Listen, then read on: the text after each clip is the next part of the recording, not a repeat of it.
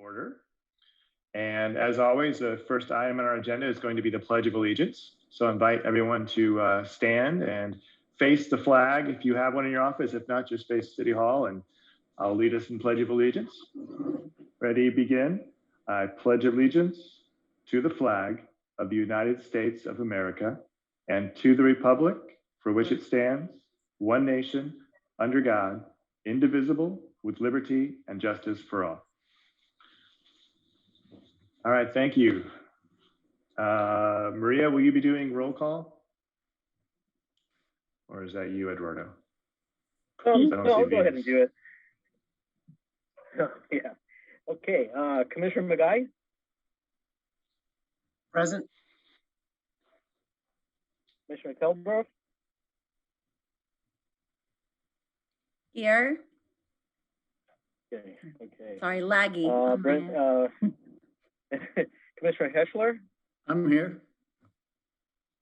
Vice Chair Newman, she's absent, excused. And Chair Baldino? Present. All right, thank you for that. Next item on the agenda is public communications. Is there anyone on the Zoom call, Eduardo, that looks like they're here for public communication, or are they all here for the new business item on the agenda?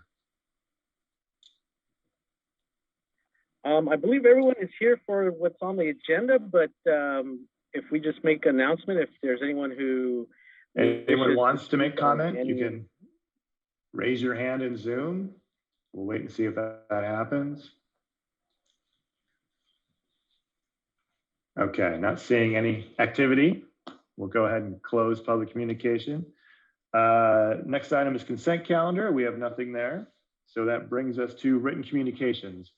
Eduardo, any written communications? I know you sent us an email on the one agenda item. Anything in addition to that? No other communication. Okay, thank you. Well, that brings us to our agenda item H1. This is new business. We're looking at environmental assessment number 1303 and CUP 1201, a conditional use permit for a massage boutique at the Plaza El Segundo project. And can we have a staff report, please? Yeah, so I'm going to go ahead and turn it over to Maria Baldenegro, and she'll give a brief presentation. And I've been made aware that the applicant, I think, also has a presentation, which we'll probably make after ours, but just FYI. Thank you.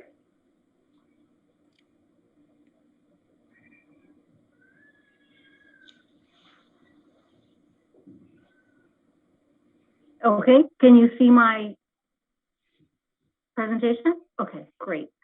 So I have an item. It's environmental assessment 1303 and conditional use permit 2101.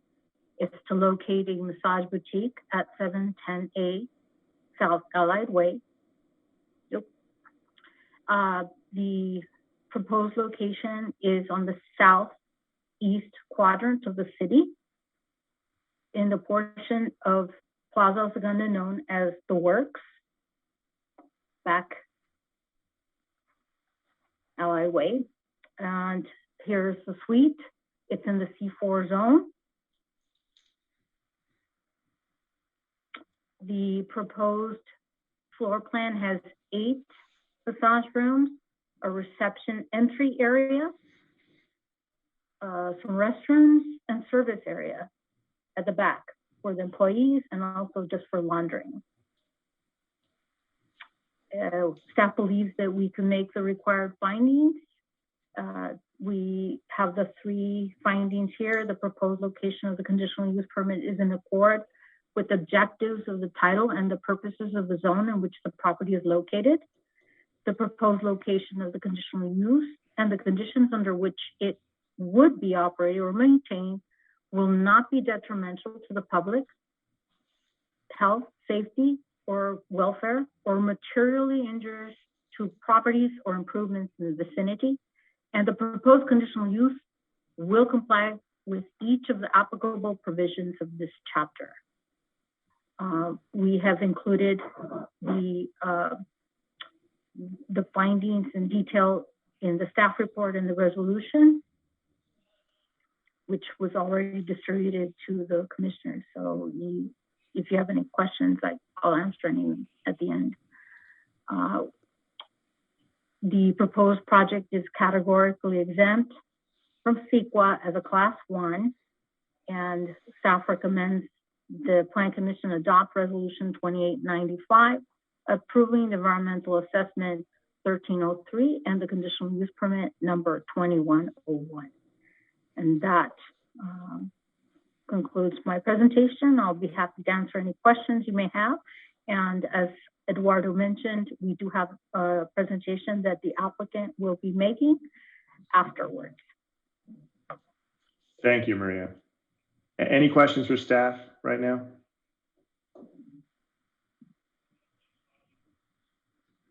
No? Okay, well, at this point then, I'll go ahead and open up public communication portion of this item. And as always, the first right will go to the applicant.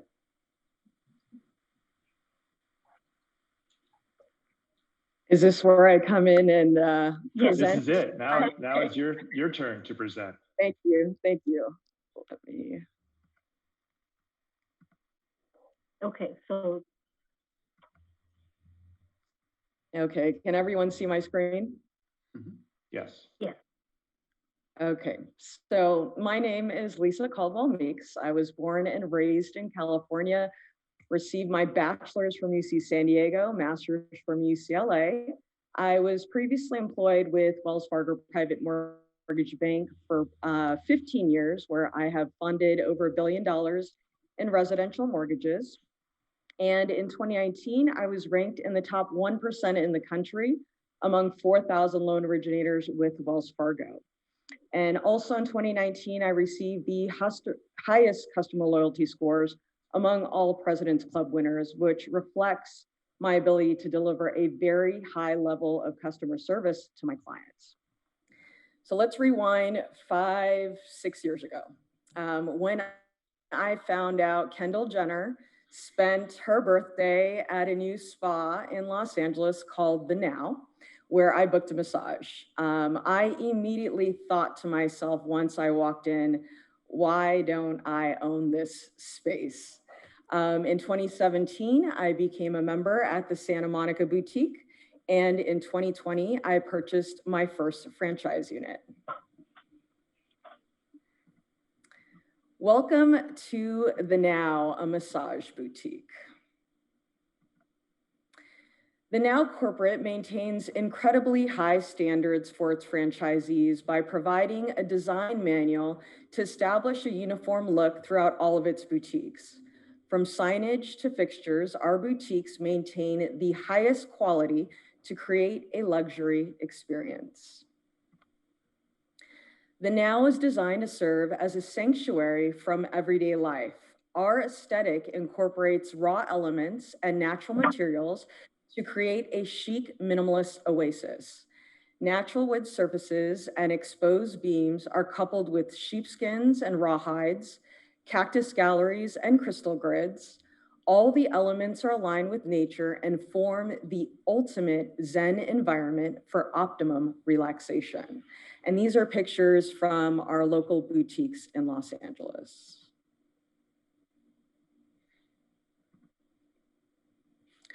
The Now was founded on the principle that self-care is a necessity, not a luxury. Our massages start at $50 for 25 minutes and up to $120 for 80 minutes. The Now's menu was crafted with the individual in mind, with fully customizable enhancements from our $10 deep tissue add-on to our $10 Calm Balm, which is a cooling peppermint mixed with warming capsicum and healing ashwagandha, which targets sore muscles and relieves stress. Where are we now? The visionaries behind The Now have amplified the brand's reach from 4 proven massage locations in Los Angeles, Silver Lake, West Hollywood, Studio City, and Santa Monica, with an average of 2.4 million in unit volume, into a fast-growing franchise system with a national footprint. The team has signed initial franchise agreements in 19 markets, including Ashburn, Austin, Cherry Creek, Chicago, Fort Lauderdale, Las Vegas, Nashville, and Scottsdale. There have now been 81 units sold across the country and 10 units open. The Now has been featured in magazines such as InStyle, Vogue, which calls us the most Instagrammable spa in Los Angeles, Allure, W Magazine, Forbes, People, Us Weekly, New York Times, and Angelino.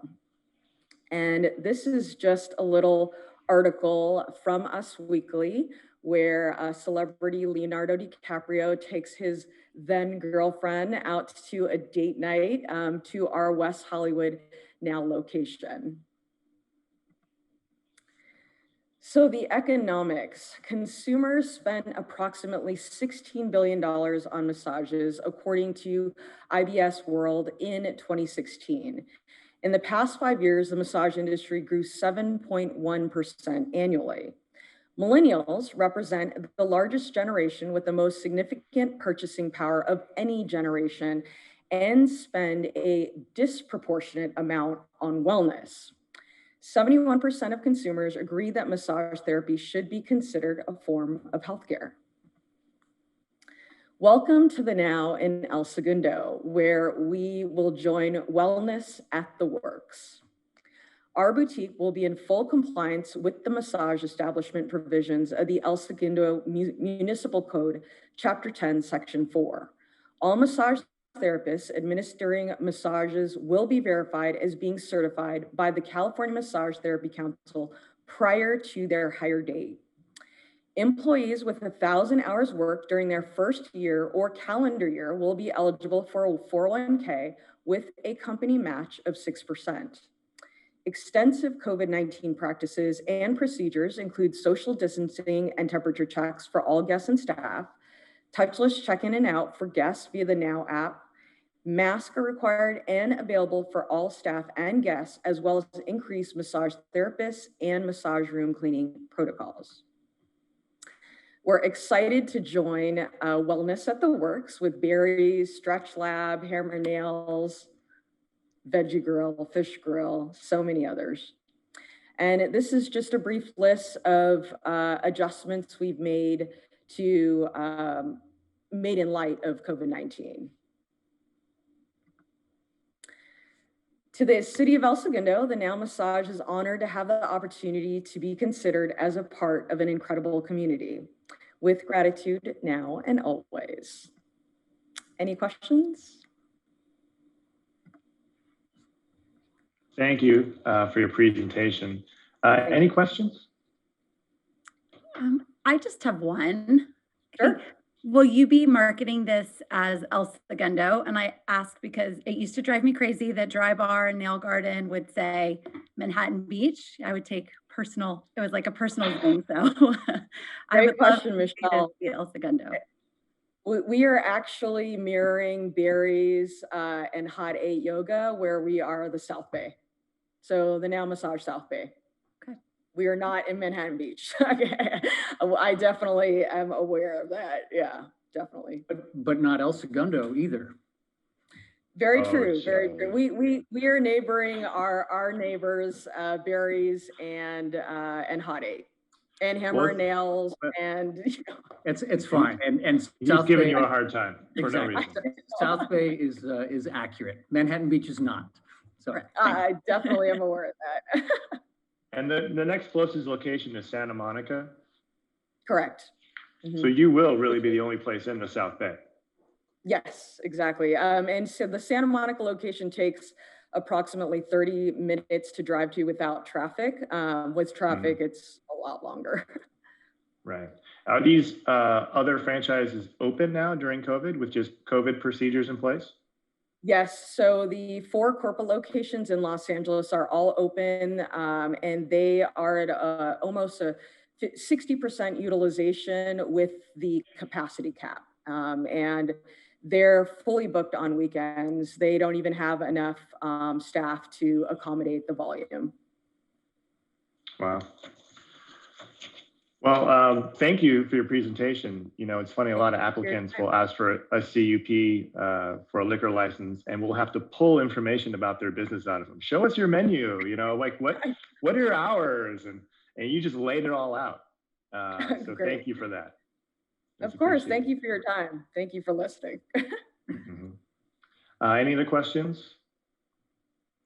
No? All right. This is public communication. Is there anyone else on the Zoom who wish to make a public comment on this agenda item?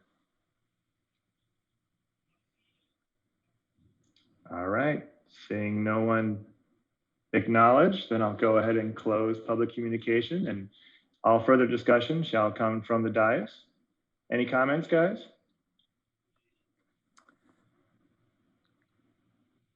I'll jump in. First of all, it's an awesome concept. The art direction and the design of the space is really nice. So it's going to be a nice addition to that whole plaza and to our town. So you know, was it a couple of years ago we approved another massage studio in that same location? Not in the same space, but in Plaza El Segundo. And I'm just wondering, whatever happened to that one? And would us approving that particular use, wouldn't that automatically allow all other similar uses in that area? Or is every time one of these come up, it comes before Planning Commission again? Commissioner Hochler, this is Lisa Kranitz. I'm the land use attorney for Federal, which owns Plaza El Segundo and Lisa. Several years ago, what the commission approved was the amendment to the C4 zone to specifically allow a massage establishment by CUP. So there wasn't a specific one that was approved at the time, but we knew that eventually we'd find a really good fit in there. And now we found it with the now. So rather than have to go through the code amendment with a new use, we wanted to be ready to come in. Gotcha. Thank you.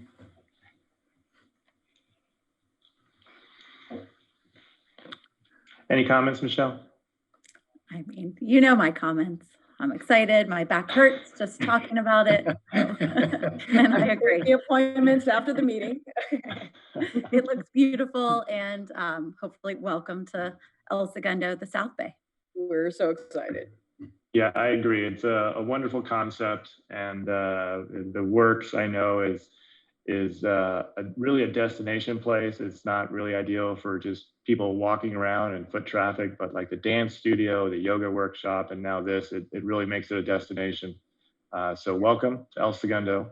We wish you nothing but the best, but being the only location in the South Bay, I'm sure you're going to kill it. So congratulations. Thank you.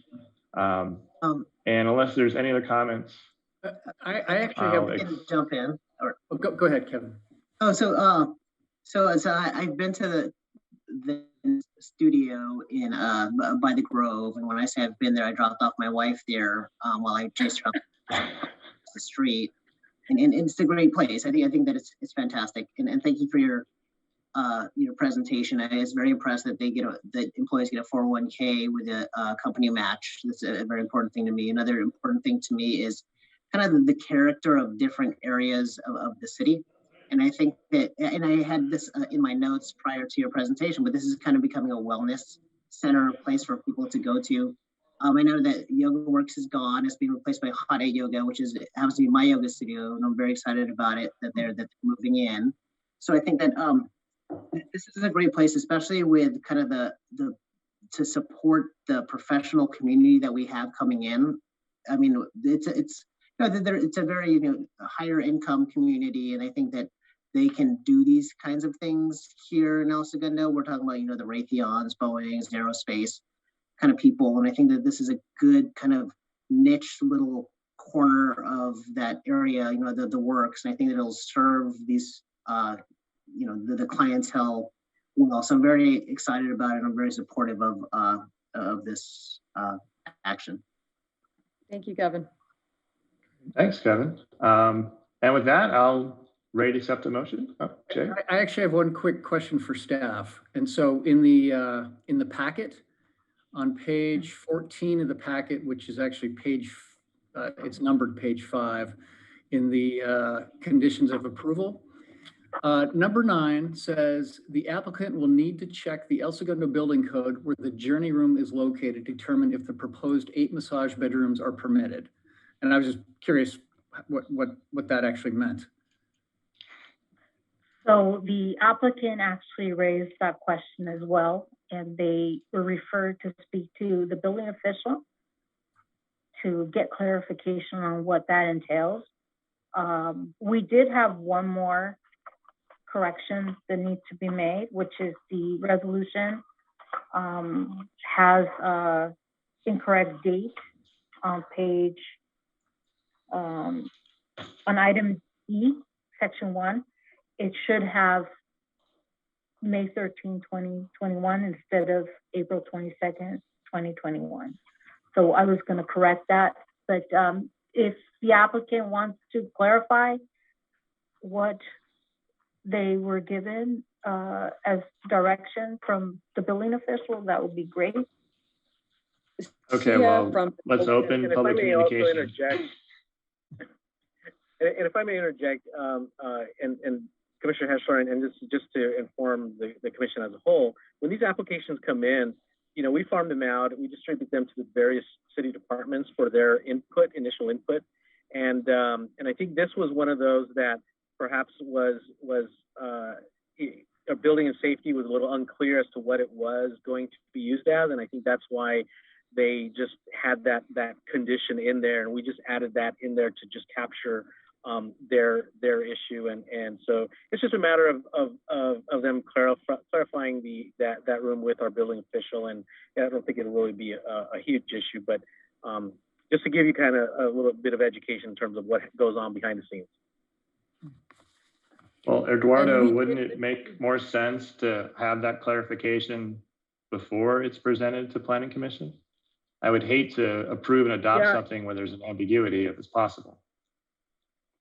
So No, it has more to do. I think it was just. Go ahead. It has more to do with the building code and occupant load. So there's limits on how many people could be in that space. Got Each it. room has the massage person and the table. Because of the size, it's kind of restricted, but it's not something that would affect the use. Okay. And planning and approving the conditional use permit. It's more of a building code issue. So it's more capacity and how many actual tables you're going to get. Correct. All right, thank you for the Ryan, clarification. my architect reached out to SIA from the building permit department and received a response that that would be no issue. That our Okay. journey room and the number of rooms that we have wouldn't be an issue. All right, Great. thank you for that. Yeah, thank you. I just wanted to make sure that we weren't approving something that you guys were going to be somehow stuck with. Yeah. So, Thank you. All right, if there are no other comments, I'm happy to accept a motion. I'll move to approve. So we have a motion to approve, and Maria, can we just note that motion will be subject to your amendment to change the date that you mentioned earlier? Yes. Okay, so we have a motion. Can I have a second? I'll second it. Okay, and can we have a roll call vote, please? Okay, Commissioner McGuy, Aye. Commissioner Keldorf, Aye. Commissioner Heschler, aye. Chair Baldino. Aye. All right, it's approved. Carries 4-0. Thank you very much. Thank you. Wish you the best. Thank you so much. Thank Good you. luck to you. Okay. Thank you. Okay, next on the agenda is continued business. There is none, which brings us to agenda item J, report from Director of Development Services or designee. Okay, yeah, that would kind of be me here. So, couple things. So before we get into it, a couple housekeeping items. I just want to let you guys know, or let the commission know, and also let the public know is the next meeting is a joint meeting between the City Council and Planning Commission. Starts at 4:30, and that is on May 27th. So just make a note of that, please, and also for the benefit of the public, the viewing public, that the next Planning Commission meeting will be starting at 4:30. There'll be a special meeting with both council and commission, and it's primarily going to entail discussion of our housing element. So that being stated, the second Eduardo, thing I at wanted that meeting, to, or second, at that meeting, Eduardo, are we going to be asked to do anything, or is this just an informational presentation / public hearing? yeah, I think it's going to be a lot of it is going to be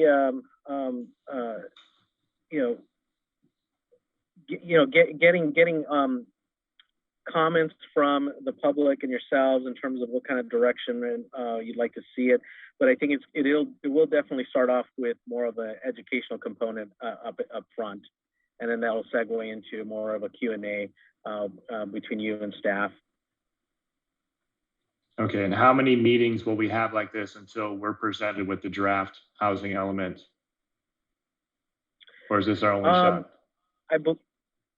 No, I believe we may have one other one, but let's, to be on the safe side, let's treat this as your first and only shot. But depending on but I will say, depending on the feedback that we get and how intense and involved, some of the, the findings, can be, we may end up with another opportunity for another meeting, and of course the logistics of it, trying to, do a combination meeting with the council presents its challenges, but I would suggest, yeah, if a second meeting is really, if the commission really thinks it is necessary and would like to have another one, by all means, we will definitely consider that. Do you know if it'll be in person or on Zoom or a hybrid of both? No, the next meeting will definitely be Zoom. Will definitely be Zoom for this meeting coming up. Yeah, maybe if we have a second one, yeah, that may be an opportunity to have a more in-person, personal discussion there.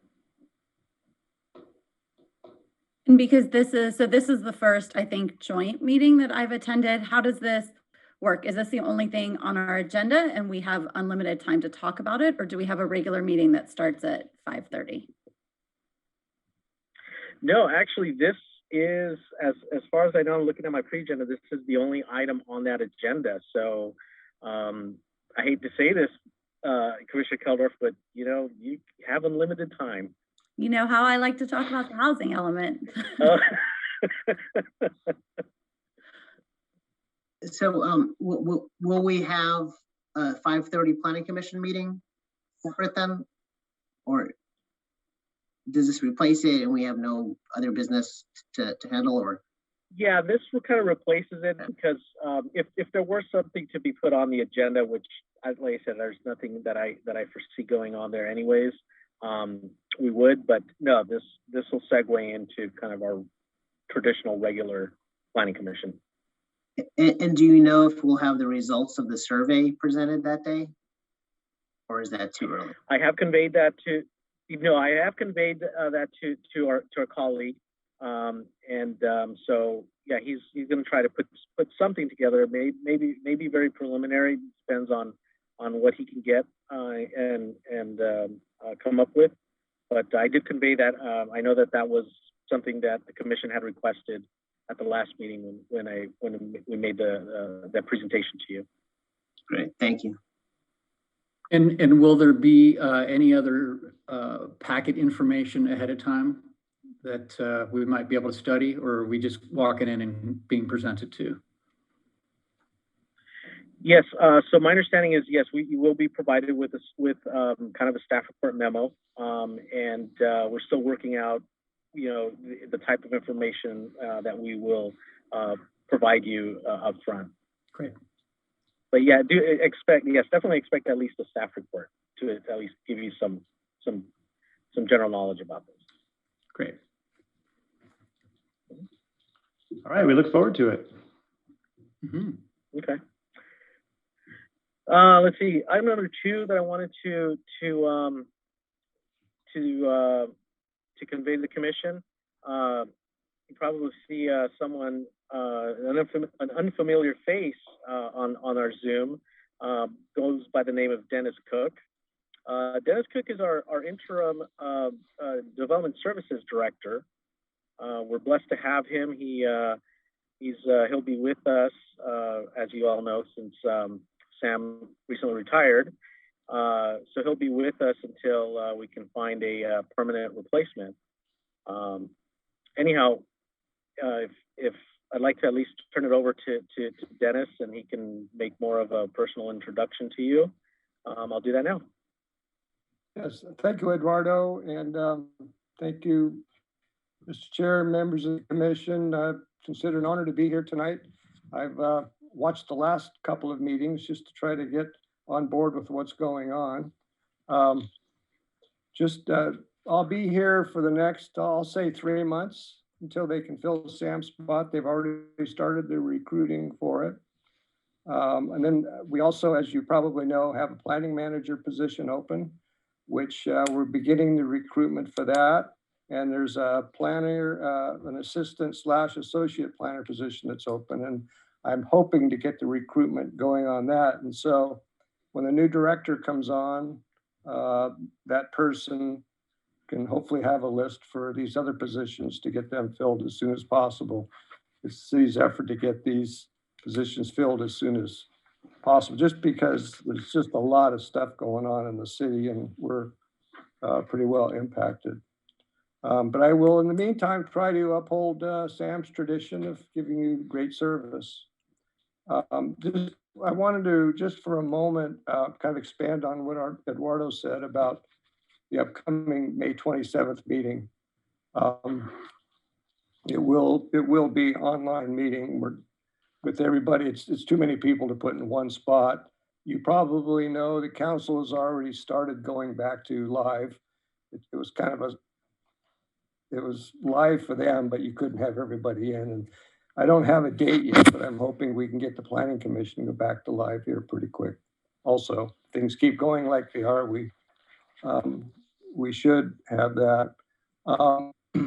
You will be getting a staff report in advance with the survey results, but we'll also be asking the commission and the council, not for a formal vote, but just what I've called a straw vote, just your opinions, especially on sites that might be available within the city for future housing projects. As you know, we've been tasked with over the next 8 years to come up with almost 500 new housing units, a bunch of those being affordable.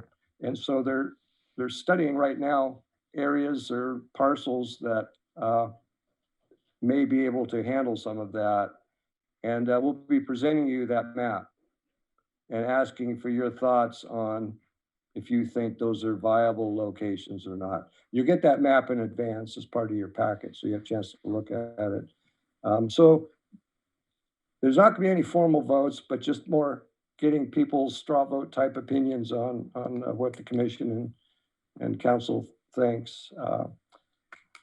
In the future, I would expect we'll have another study session. Once we start compiling the housing element and getting stuff to present to you, we'll probably have another study session. I think a joint study session is good.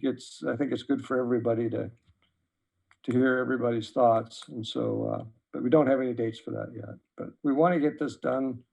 I think it's September deadline. So it's going to move along at a pretty good clip. So anyway, I want to thank you, and I appreciate the opportunity to be here. And we're going to do our best to continue to serve you well. Thank you.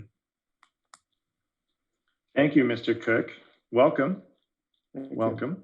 I do have a question, though. You mentioned, I know we're hiring the 2 top spots and then the associate position. Yes. Is there a plan to wait until the director position is filled before we hire the other positions? Yes, the director will be filled first, but we don't want to wait and start the recruitment after that. We want to get the recruitment going immediately. So when that person comes on board, one of the first things they can do is start filling those spots. Great. Great. Well, again, welcome. Happy to have you with us. Looking forward to working with you. Thank you. All right. Any other comments, Eduardo, as the designee? Yes. So I wanted to just per your direction, Chair Baldino, at the last meeting, I wanted to just provide the commission just an update on the Chick-fil-A site. So I'm gonna go ahead and I think you guys can hopefully see my screen here, correct? Yeah, we can. Perfect. Yes. Okay, so I just wanted to give kind of a brief overview of what has occurred with Chick-fil-A. As you may recall, and this was a conditional use permit for a drive-through facility that went before the commission back in 2018 and was ultimately approved after several iterations of a site plan. And so that was approved for a kind of a double lane drive-through. Some of the key aspects of the approved plan was that exiting of from the site only occurs along PCH. Access to the site only occurs via Maple. So obviously no site access, direct site access off of PCH, and some of the what was used to help prevent that was just some of these design features that really try to make it difficult for people or for motorists to make a right turn into the site directly via PCH. So the project was approved again June 2018. Throughout 2019, construction occurred at the site, and ultimately the Chick-fil-A establishment opened officially like January, February of 2020. One of the conditions, as you may recall, and Chair Baldino had indicated this at the last meeting, was, and it kind of provide just a brief summary, is that the drive-through operator ensure that the drive-through queue does not cause traffic to stack or block Maple Avenue at the entrance of the drive-through at any time the restaurant is operating. So that was something that we would, in turn, as staff, really needed to monitor, obviously. And so we did that, and to help us in our monitoring endeavors, we recruited staff personnel from other departments, from multiple departments. You know, we had not only planning staff here, but we asked the building inspectors when they went out on inspections, you know, keep an eye out, see, you know, let us know what you see occurring out there. Same thing with our code enforcement officers. And we even reached out to our police officers, you know, our colleagues over in the police department. So whenever they're out, you know, on the beat, they would, you know, just keep an eye out and make sure that, you know, report back to me if they saw any backup resulting from the drive-through. Now, I will say, obviously, I mean, you know, since the opening, you know, we did see a lot of, you know, some backup occur onto Maple. But I think over the months, and even though COVID hit, which actually, you know, resulted in really everything over the past year being drive-through pretty much, we did see the situation did improve. And it went really to a very infrequent occurrence. And I will say, I mean, I'm not going to sit here and say it doesn't occur even till today. There are situations where it does, but I think what's really important to realize is that when it does occur, and the workers there at Chick-fil-A are on top of it, and they have personnel that, you know, kind of work the drive-through and keep an eye out on Maple. And when they do see cars starting to stack up, they'll have someone out there out at Maple. And when it does, you get to that point where you have a vehicle who's kind of waiting on Maple to get in there. It literally occurs for like 30 seconds, if that, because then, you know, the queuing does move along.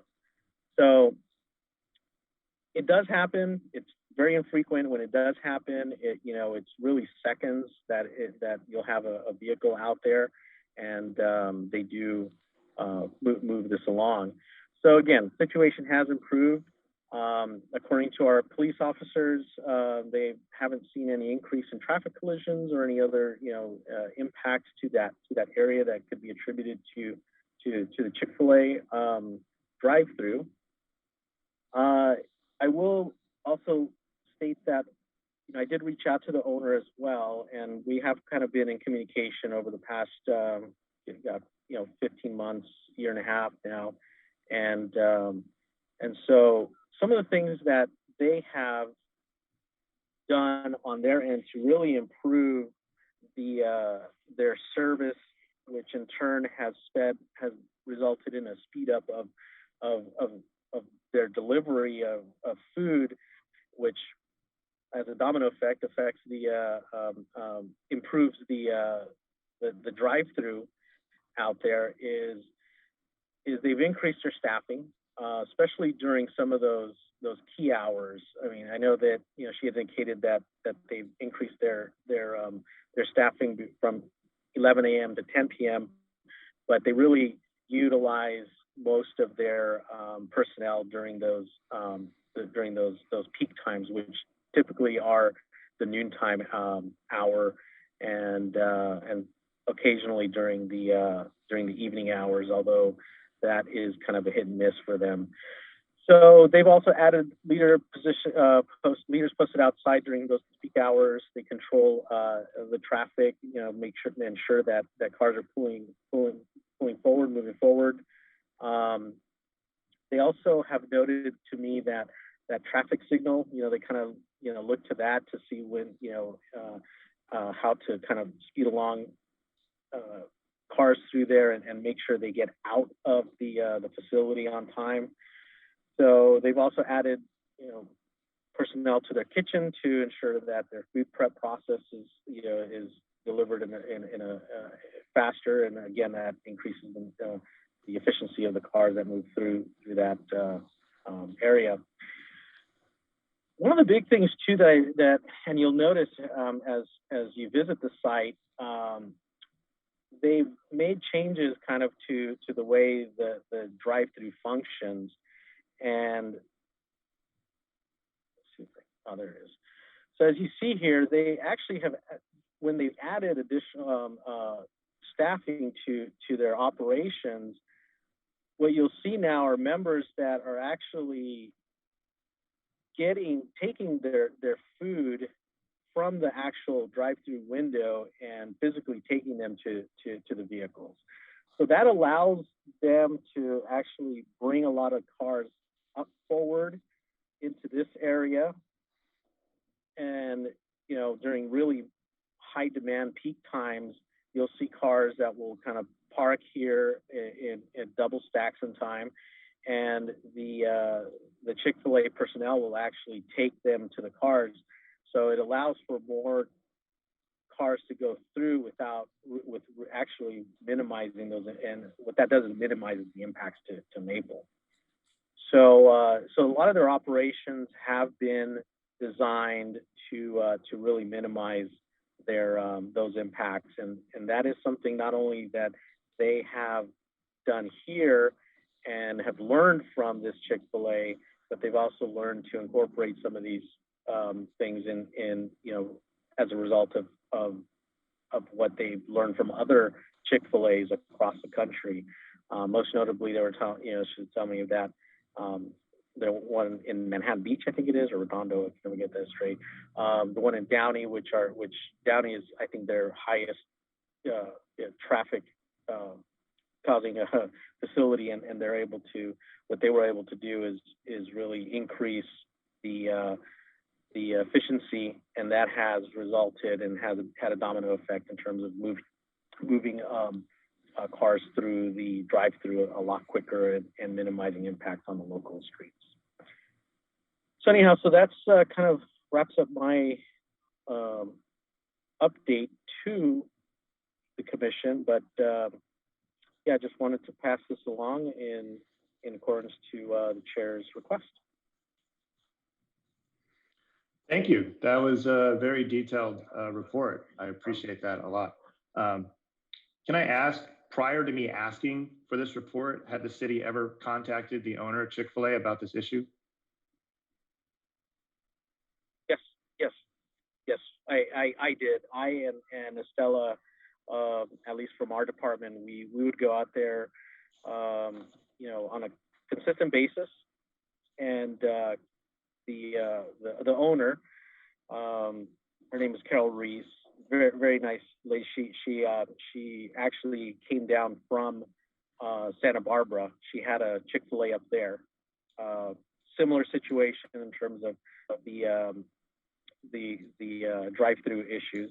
As a matter of fact, she was very much more in tune with it because, at least with impacts, because at least she was telling me her Chick-fil-A up north in Santa Barbara is close to residential areas, so they were hypersensitive about that. So when she came here and I explained to her the situation, she's like, "Nope, don't worry, I got it covered."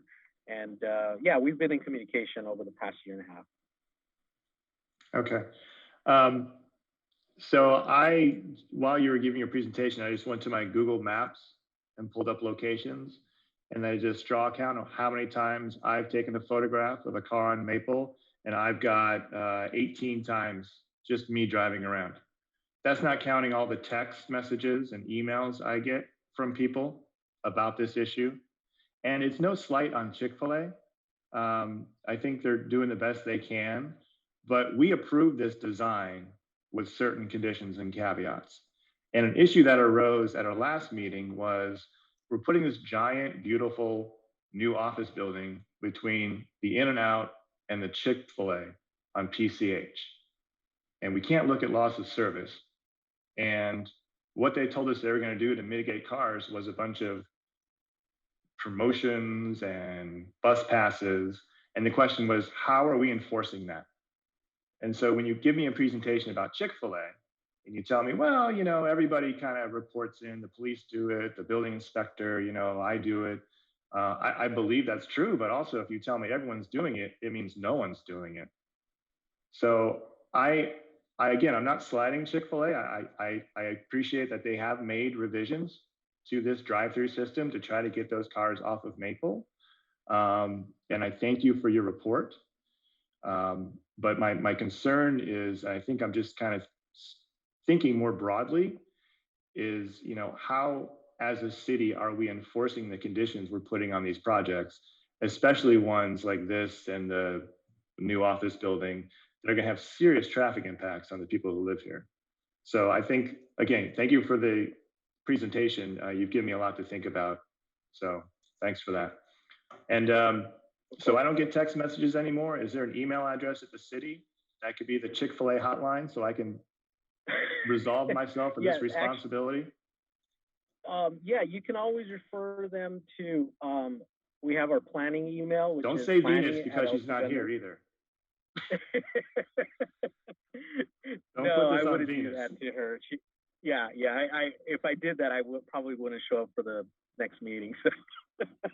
No, but yeah, you can have them email our staff at planning@elsegundo.org. That goes to all our staff members in the department or in the planning division, and we monitor that website or that email address. So planning@elsegundo.org. In the subject line, put CFA or Chick-fil-A, and then let us know if there is any issues out there.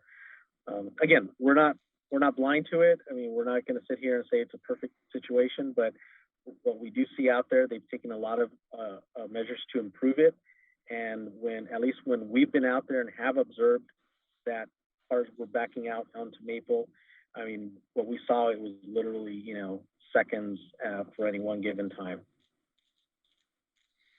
Yeah, no, I agree. And I'm not raising this to try to shut down the drive-through. I'm raising it as, okay, if we have a slight problem now, what are we doing to address that so that when it's a huge problem, we're not caught flat-footed? And I have seen cars back all the way up on Sepulveda Boulevard, which is a safety hazard.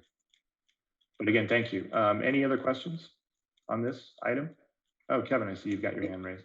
Yeah, if I could, thank you, Eduardo. This is very informative, and I appreciate it a lot. I have a couple of questions. The first one is probably an easy one. On slide 4, it says no increase in TCs. What's a TC? Traffic collisions. Oh, okay. Okay. Well, on that, I don't know that traffic collisions is the right metric versus delay or public nuisance. I mean, thank goodness there's no increase in traffic collisions, but I think that's kind of I guess an extreme metric to go by. So yeah, you're right. I agree, but I think that was really kind of the only tangible thing, piece of data that we can come up with. I mean, traffic delay is that's not something that's really tangible and monitored, throughout town. It's not like people can call in and report, hey, there's a delay, whereas traffic collisions, and yeah, I mean, that kind of are two separate things, but at the same time, you can at least extrapolate from that perhaps, with this facility being there really hasn't been an increase in that general area for traffic collisions. Yeah, no, I understand that, and then it's good that there's no increase in traffic collisions. But maybe we could look at another metric moving forward. Maybe just complaints, and maybe this will be kind of a complaint-driven enforcement kind of thing. Because I get text messages, not as many as Chair Baldino, because I haven't been on the commission as long. But yeah, just randomly people text me, look at the line at Chick-fil-A.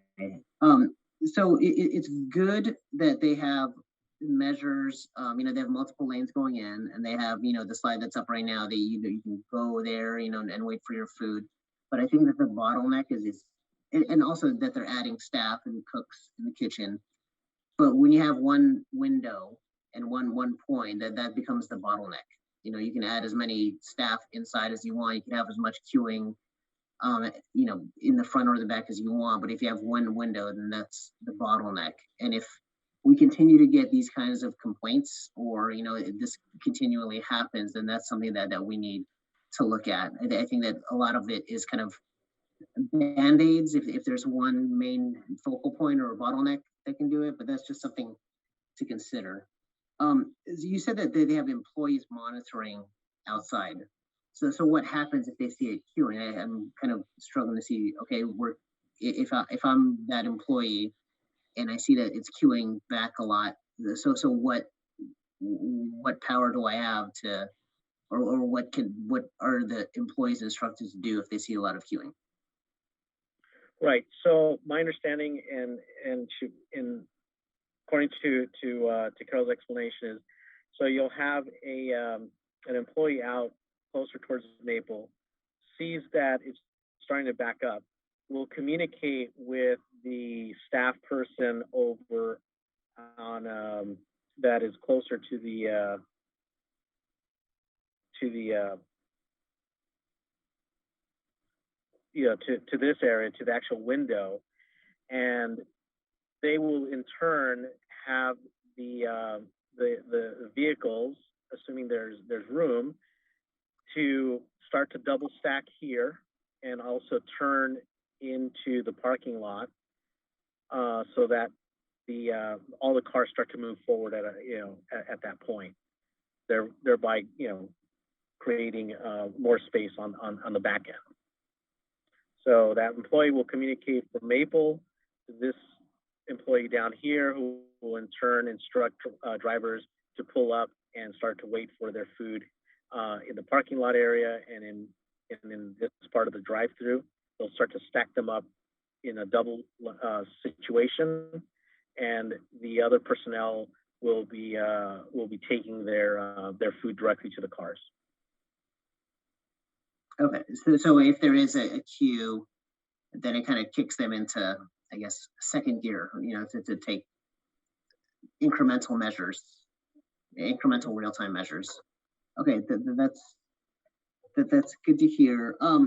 And I guess over the last year, there hasn't been, too many instances or too many complaints, which I think is good. But I think that, and even though, a lot of COVID has been drive-through, I think that they've kind of had it easy during COVID. I'm not worried about the local traffic going into the Chick-fil-A to cause delays.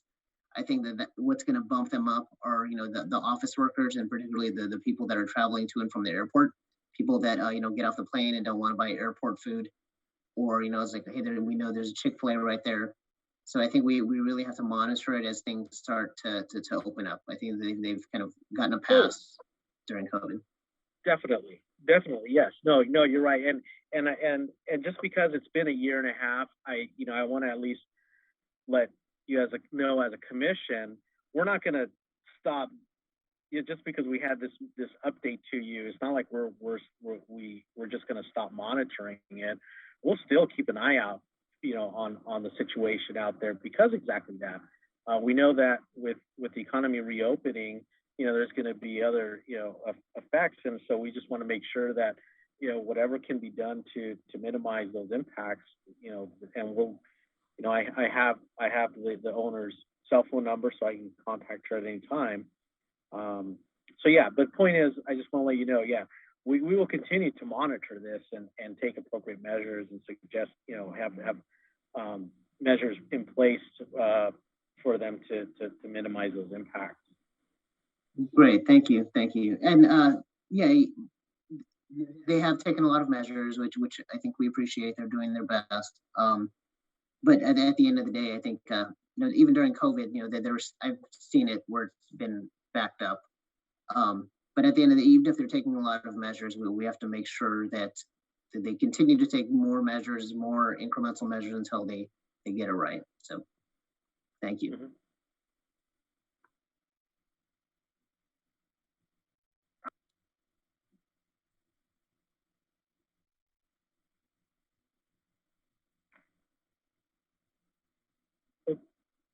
I think you're on mute, Chair Baldino. Oh, yeah, you're on mute. There we go. All right. Thank you, Eduardo. Anything further? Any other questions? No, Eduardo, you have anything else to report? No, that was it. Those are my three items I wanted to present. All right. Thank you again. Next item is other business. There's none, which brings us to report from our city attorney's office. Anything for us tonight, Greg? Nothing from the city attorney's office tonight. Thank you. Thank you, Greg. Thanks for joining us. Okay, planning commissioner comments. I can start. Hi.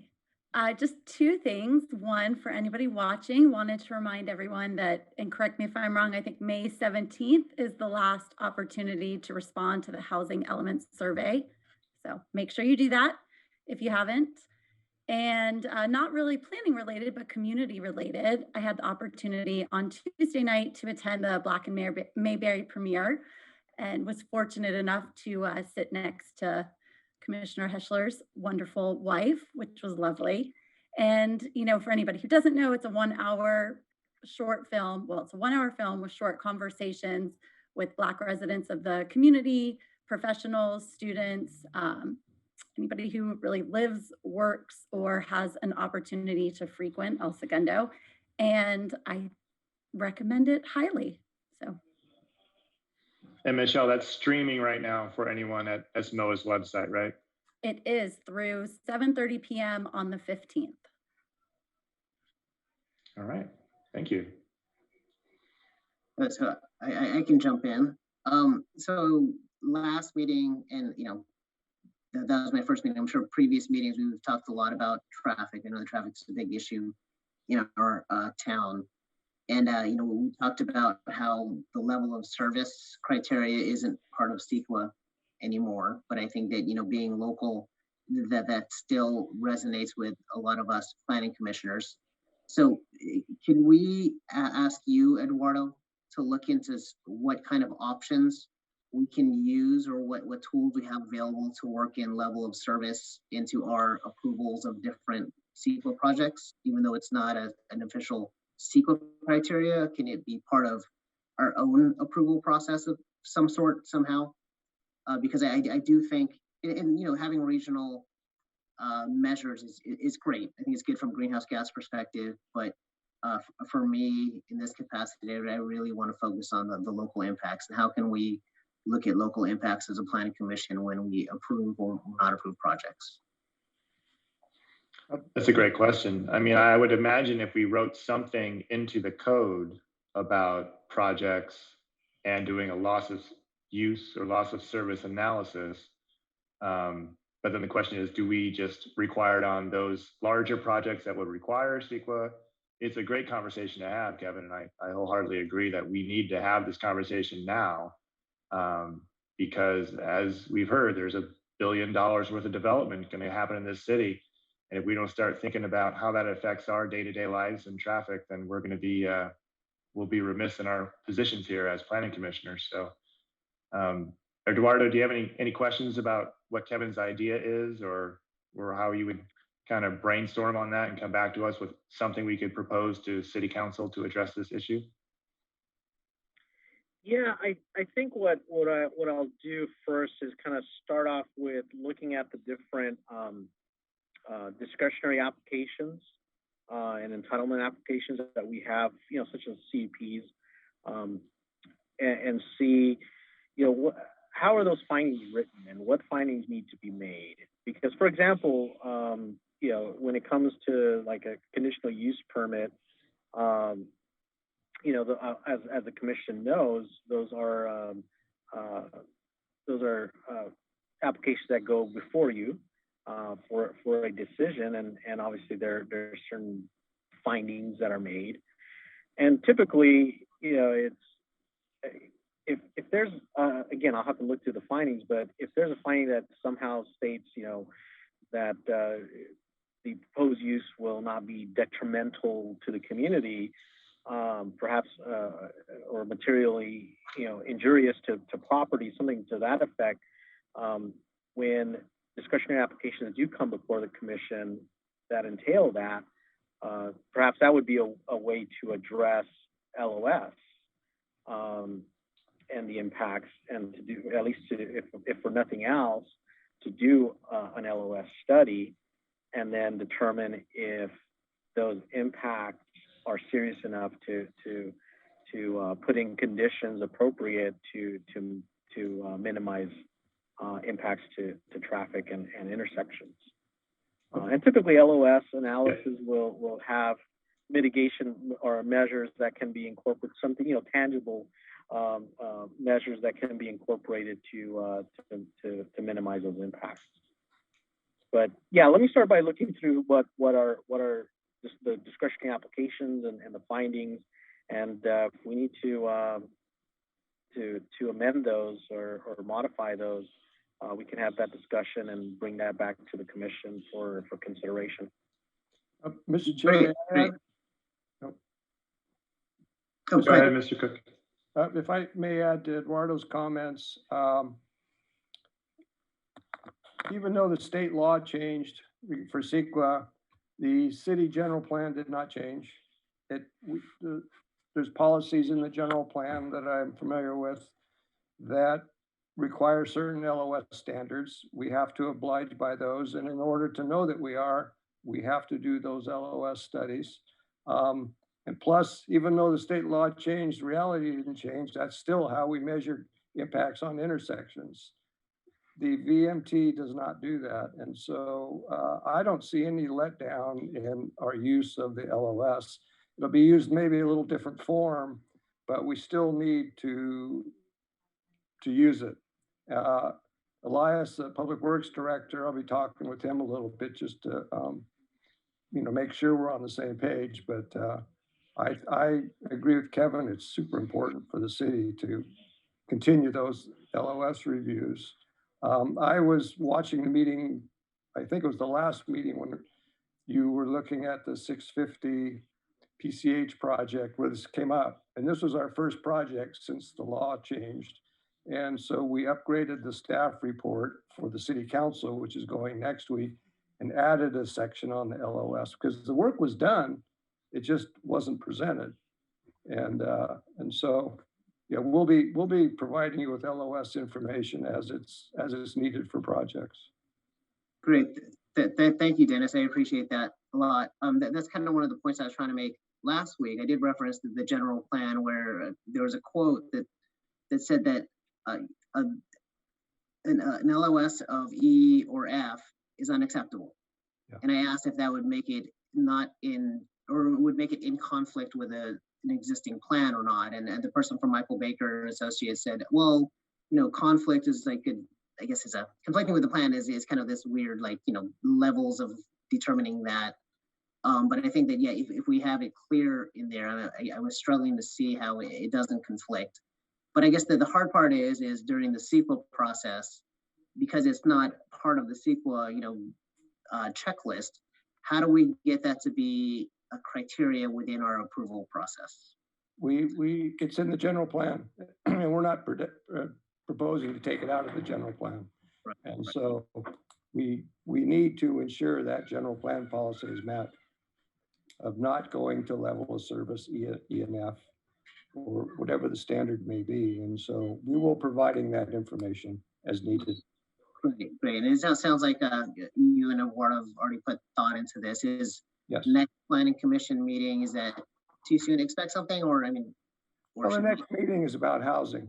So there's really nothing. Okay. It'll be project related. If a project, like tonight you had the massage parlor, really wasn't an issue, but as it's relevant, we'll be coming back with it. We don't really need to change any policies. We just have to enforce the ones we have. And we have been, and we will continue that. Okay. And kind of maybe along those lines, when it's project specific, I feel like at some point we talked about relooking at developer impact fees. And is there an opportunity to marry these two? You know, where do we fall on developer impact fees, and how does traffic mitigation fit into this? Is that an opportunity to put more of an onus on developers to bear that burden? Eduardo, I might need a little of your help. I know the city is updating its impact fees right now. I have not seen anything. Eduardo, have you seen anything? I have not seen anything in terms of an update to it, but to Commissioner Keldorf's point, yes, we do have mitigation impact fees, not only for police, fire, parks, but we also have it for traffic mitigation, traffic impact fees. And so that is based, at the moment, it could either be based on the square footage that's being added. There's a formula, and then there's a fee that's tacked onto that, and that money is used for whatever improvements for traffic, you know, citywide. So yeah, so there are currently impact fees that the developer is required to pay. As a matter of fact, that was a slew of conditions in the approvals that requires the applicant to pay towards those mitigation fees. And maybe like a loss of service in those categories. Yeah. It would add a multiplier or something to those impact fees. That's a good point.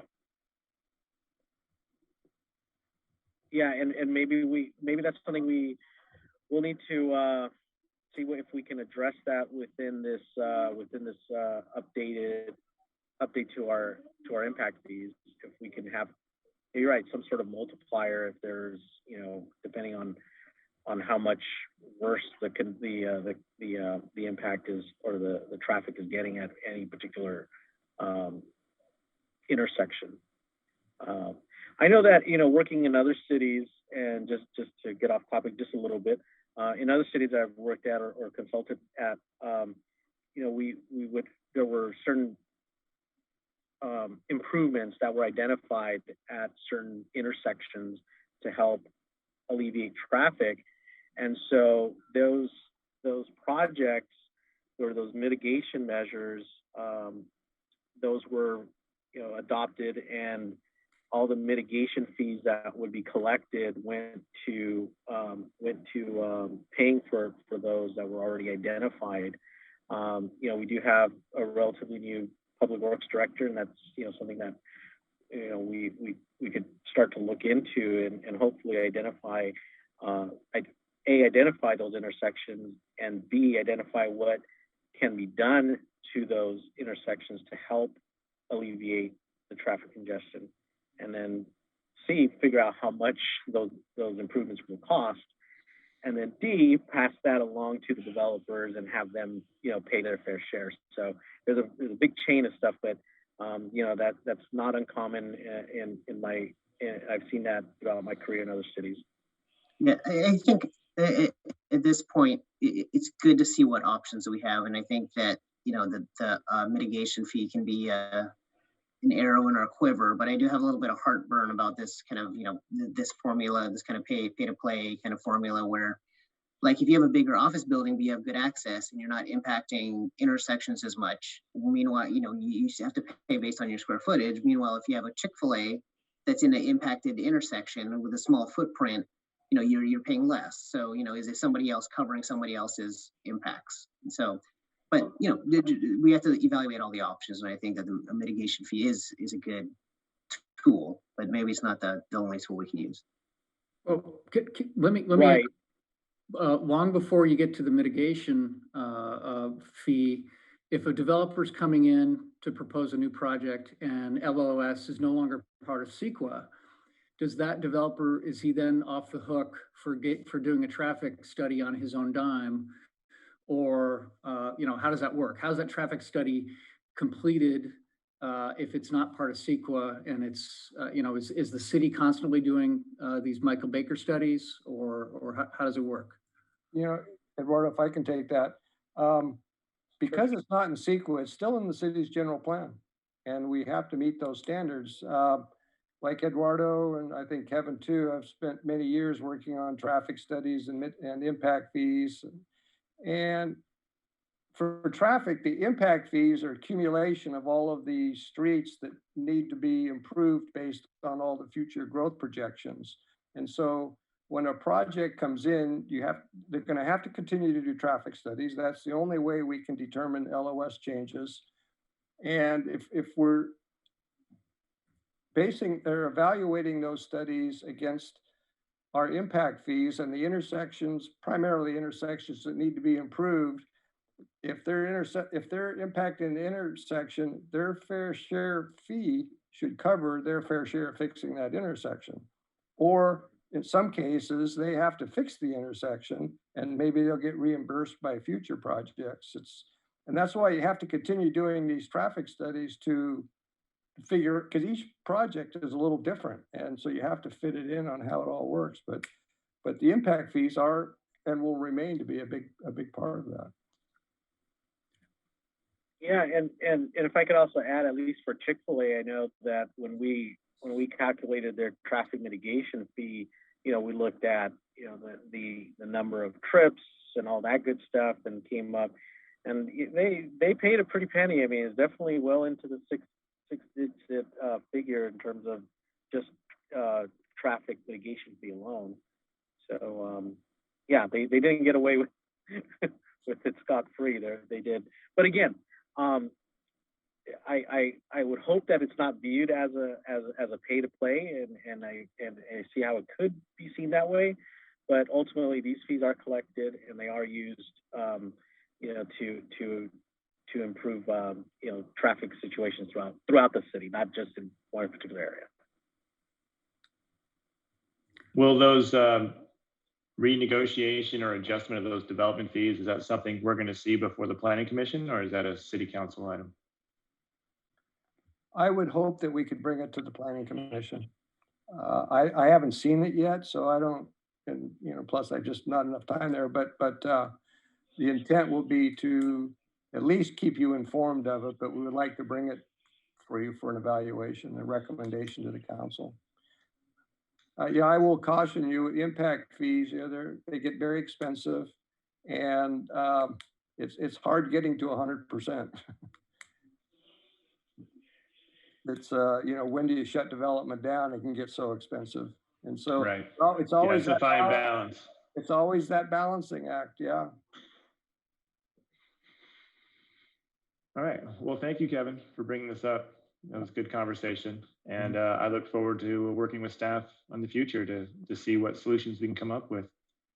Any other comments from planning commissioners? I will just proudly echo what Michelle said about Black and Mayberry. I watched it last night, and it's powerful, and it's an important message. It's an important message everywhere, but particularly in our town. It'll come off streaming in just a couple days. So please see it. It's definitely worthwhile. Yeah, I agree. And it's good to watch with the whole family too. It's really well done. It is very well done. Yeah. All right. Well, it's good seeing everybody. And we are adjourned. As a reminder, our next meeting will be the Housing Element Workshop on May 27th at 4:30 via Zoom. And I look forward to seeing you all then. And with that, our meeting is adjourned. Thank you, everyone. Appreciate your time. Nice. Thank you, guys. Nice seeing everybody. Thank you. Good Nice night, to meet all. you, Mr. Cook. Hopefully in person. Good night.